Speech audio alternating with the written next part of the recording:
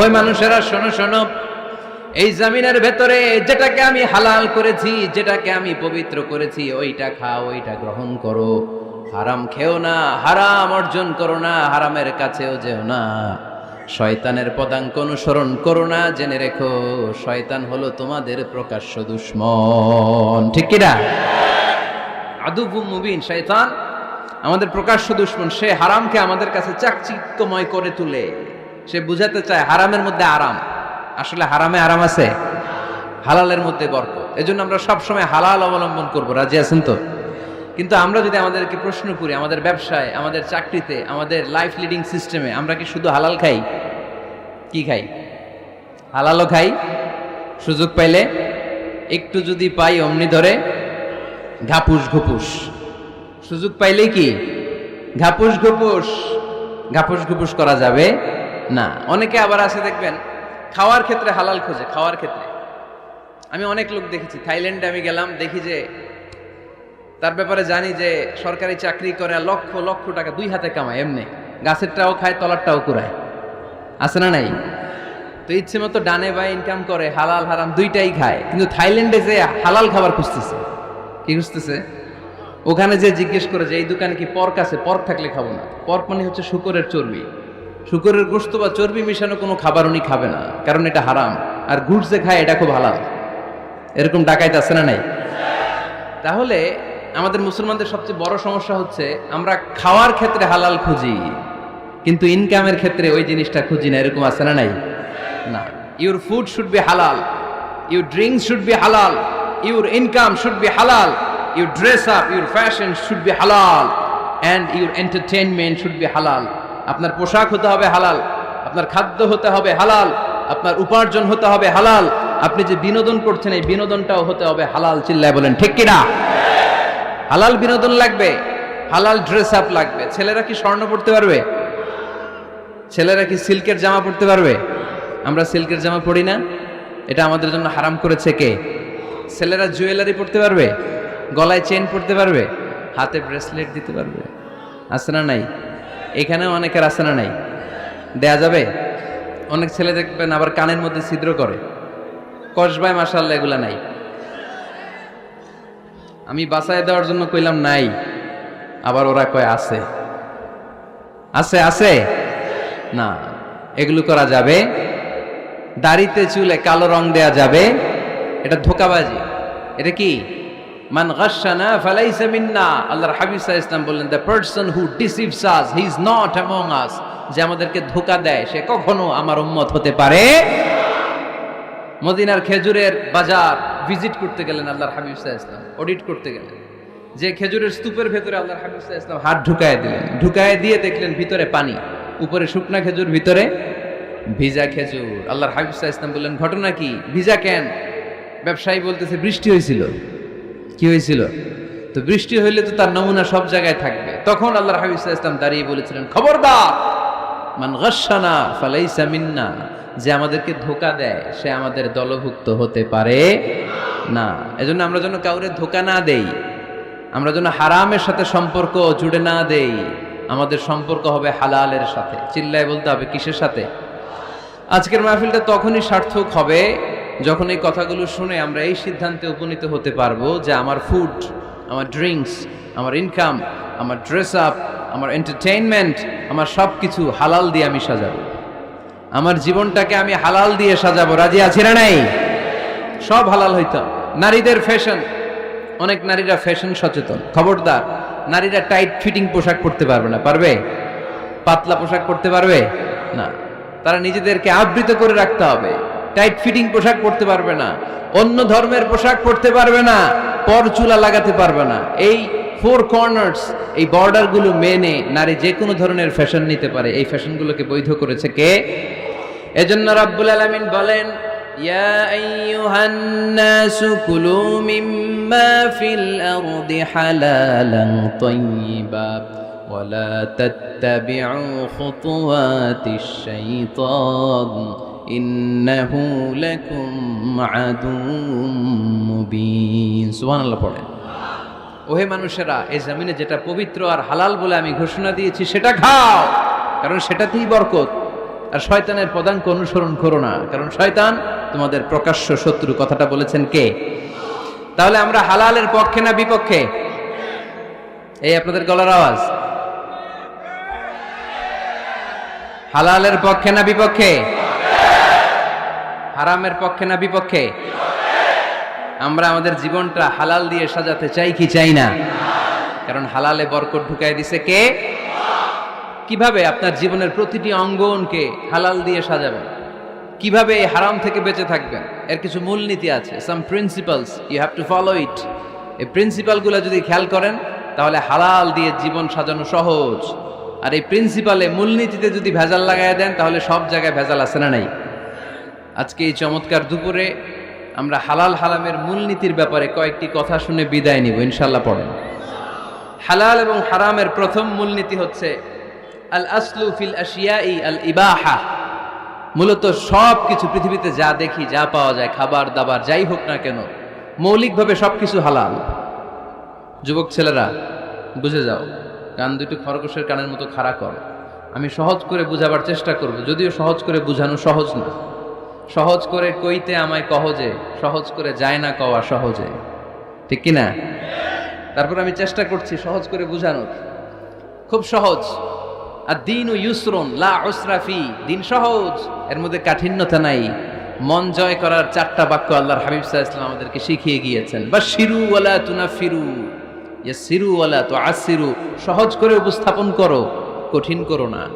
মানুষকে দিনের প্রতি আকৃষ্ট করো, দিন থেকে ভাগিয়ে দিও না। আমরা অনেকে দিন থেকে ভাগাই দেই, আছে না নাই?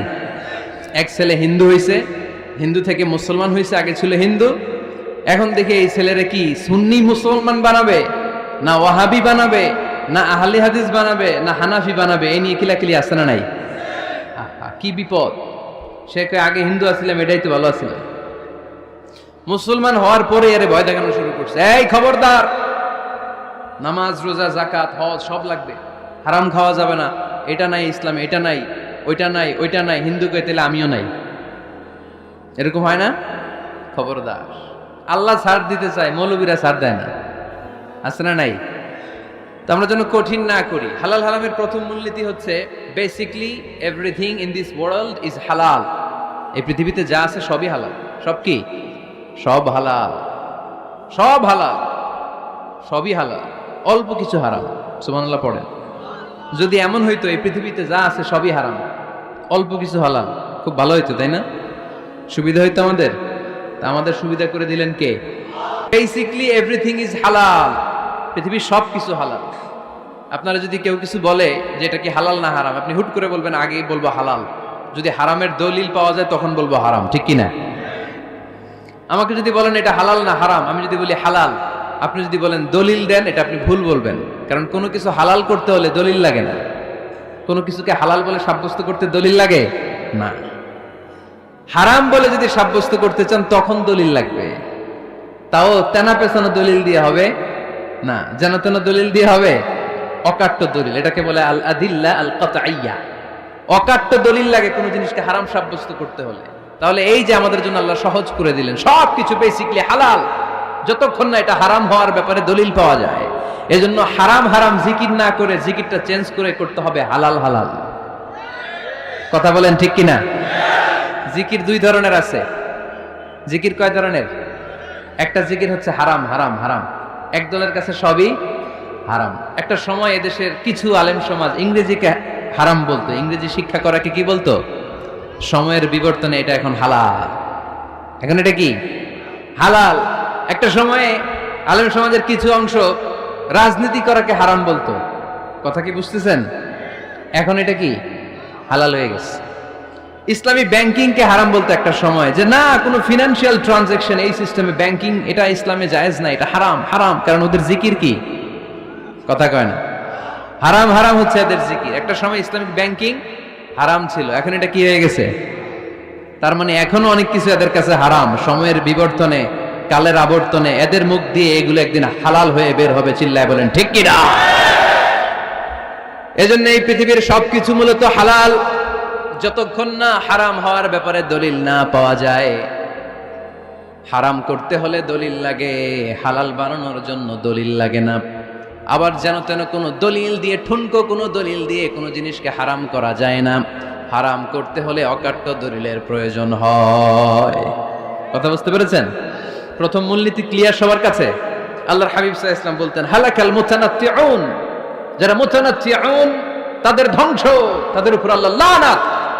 সাহাবারা বললেন, ইয়া রাসূলুল্লাহ, ইয়া হাবিবাল্লাহ, মান হুমুল মুতানাত্তিউন? মুতানাত্তিউন কারা, যাদের উপর আপনি লানত দিলেন, যাদের ধ্বংসের কথা বললেন? বিশ্বনবী বললেন, আল্লাহর দেয়া হালাল বিষয়কে যারা সমাজের মধ্যে হারাম বলে প্রচার করে তারাই হলো সমাজের মুতানাত্তিউন। নাউজুবিল্লাহ পড়েন। কুল মান হাররামা যিনাতাল্লাহি আল্লাতী আখরাজা লিইবাদিহি ওয়াত-তাইয়্যিবাতি মিনার রিজক। এজন্য আল্লাহ ডেকে বললেন, খবরদার, কে আছে সমাজের মধ্যে আমার দেয়া হালাল সাজসজ্জাগুলোকে, পবিত্র জিনিসগুলোকে হারাম বলে ফতুয়া তুলে, তাদের উপর আমার লানত। খবরদার, আল্লাহ যেটাকে হালাল বলছে এটাকে হারাম বলার স্পর্ধা দেখাবেন না। এটাকে হারাম বলা যাবে? তাহলে প্রথম মূলনীতি কি সবাই বুঝতে পারছেন? বুঝতে পেরেছেন? এই দুনিয়াতে বেসিকলি সবকিছু কি? আওয়াজ করে বলেন। আর হালাল প্রমাণ করতে দলিল লাগে। কি প্রমাণ করতে দলিল লাগে? হারাম। এজন্য আমাদের জিকিরটা একটু চেঞ্জ করে দিব। আমরা হারাম হারাম না বলে কি বলবো? হালাল হালাল। যখনই দলিল পাবো তখন জিকির শুরু করব হারাম। কথা বুঝে নাই বোধহয়? দলিল পাওয়ার আগ পর্যন্ত সব কি? আরো জোরে বলেন। দলিল পাওয়ার পরে সেটা হয়ে যাবে হারাম। প্রথম মূলনীতি ক্লিয়ার? সবার কাছে ক্লিয়ার? কষ্ট হইতেছে? শেষ করে দিব? আরো কয়েক মিনিট শুনবেন? আচ্ছা, দ্বিতীয় মূলনীতি হচ্ছে হালাল হচ্ছে আনলিমিটেড। হালাল কি? কথা বলেন। আনলিমিটেড। আর হারাম হচ্ছে লিমিটেড। হারাম হচ্ছে সসীম, হালাল হচ্ছে অসীম। হালাল গুণে শেষ করা যায় না, কিন্তু হারাম গুণে শেষ করা যায়। সুবহানাল্লাহ পড়তে পারলেন না? যদি এমন হইতো হারাম আনলিমিটেড, সবই হারাম, আর হালাল হচ্ছে লিমিটেড, হালাল গুণা যায়, এমন যদি হইতো আমাদের জন্য কঠিন হয়ে যেত না? আমাদের জন্য এটাকে সহজ করে দিলেন কে? দেখেন, কোরআনে যত জায়গায় আল্লাহ হালালের ঘোষণা দিয়েছেন, আল্লাহ ব্যাপকভাবে দিয়েছেন। আল্লাহ বলেছেন, উহিল্লা লাকুম বাহিমাতুল আনআম, এই পৃথিবীতে যত গবাদি পশু আছে সব খাওয়া হালাল, ইল্লা মা ইউতলা আলাইকুম, তবে হাতে গোনা অল্প কয়েকটা ছাড়া, যেগুলো এখনই তোমাদেরকে তেলাওয়াত করে শোনানো হবে। পড়েন সুবহানাল্লাহ।